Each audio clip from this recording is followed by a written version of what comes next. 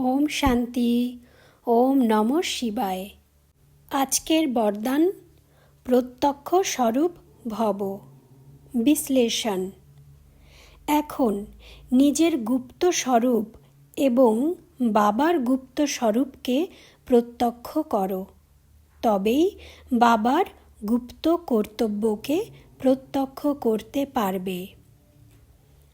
তোমার শক্তি স্বরূপ প্রত্যক্ষ হয়ে যাবে।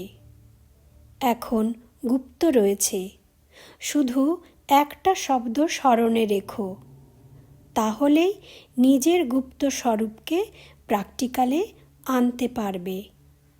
ওই শব্দ হলো অন্তর, মানে ব্যবধান।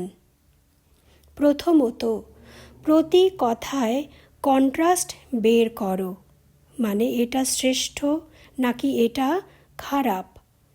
দ্বিতীয়ত, ব্যবধানের স্থিতির স্বরূপে স্থিত হওয়ার ফলে নিজের গুপ্ত স্বরূপ প্রত্যক্ষ হয়ে যাবে।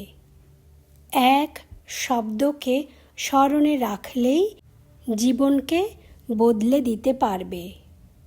বাবা কি বোঝাচ্ছে আমরা একটু ভালো করে বুঝে নেব। আমরা তো সকলে হলাম শিবের শক্তি, মানে শিব শক্তি, কিন্তু বাইরে থেকে তো আমাদের কেউ দেখে সেটা বুঝতে পারে না। অনেক সময়তে তো আমরা নিজেরাও বুঝতে পারি না যে আমরা শিব শক্তি।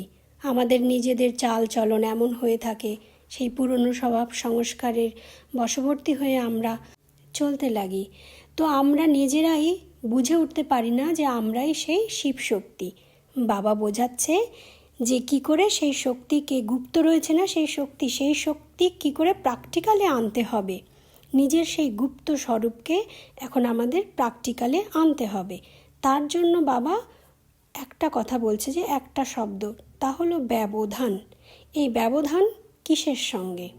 ব্যবধান আমরা দুইভাবে কিন্তু দেখব। একটা হলো আমার সেই শক্তি স্বরূপ এবং বর্তমানে আমি, এই দুটো জিনিসের ভেতরে ব্যবধান রয়েছে। সেই ব্যবধানটাকে আমাদের প্রথমত দেখতে হবে, বুঝতে হবে। তাই জন্য বাবা মুরলিতে বলেছে এখানে প্রতি কথায় কন্ট্রাস্ট বের করো, মানে এটা ভালো নাকি এটা খারাপ। মানে আমার ভেতরের ওই ভালো আর খারাপের যে কন্ট্রাস্টটা রয়েছে না প্রতি কথাতে, ওটাকেই আমাকে দেখতে হবে, আর ওই যে ব্যবধানটা রয়েছে মেটাতে হবে। এটা হলো প্রথমত।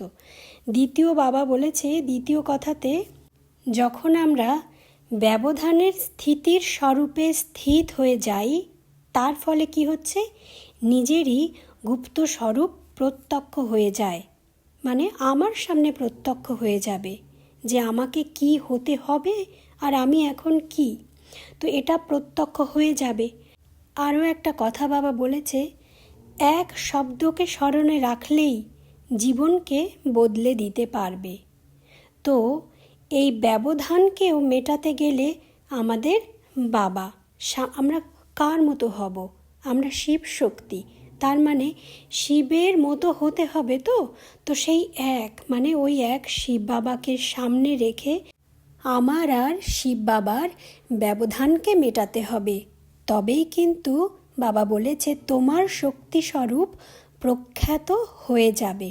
মানে প্রথমে তো আমি দেখব, আমি যখন আমার শক্তি স্বরূপকে চিনতে পারবো, তাকে জাগাতে পারবো, তবেই না তা বাইরে প্রখ্যাত হবে।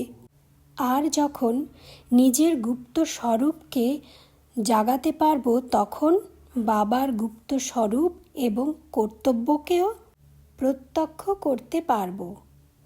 ওম শান্তি। ওম নমঃ শিবায়।